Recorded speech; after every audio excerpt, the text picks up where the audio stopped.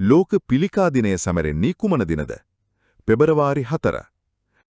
2026 ICC අඩි 19 පිරිමි cricket ලෝක කුසලානය ජයගත් රට කුමක්ද? ඉන්දියාව. 2027 ආසියානු රයිෆල් පිස්ටල් ශූරතාවය පැවැත්වීමට නියමිත රට කුමක්ද? ඉන්දියාව. ඉන්දියාවේ පළමු වරට උසස් ඇන්ටි-ඩ්‍රෝන් පද්ධතියක් ස්ථාපනය කළ වරාය කුමක්ද? V.O. චිදම්බරනාර් වරාය. ජාත්‍යන්තර Women and Girls in Science Day සැමරෙන්නේ කුමන දිනද? පෙබරවාරි 11. SAF U-19 කාන්තා පාපන්දු ශූරතාවයේ ජයගත් රට කුමක්ද? ඉන්දියාව. ජාත්‍යන්තර අවකාශ ස්ථානයට පෞද්ගලික ගමනක් සඳහා NASA සමග ගිවිසුමකට අත්සන් කළ සමාගම කුමක්ද? Vast Space.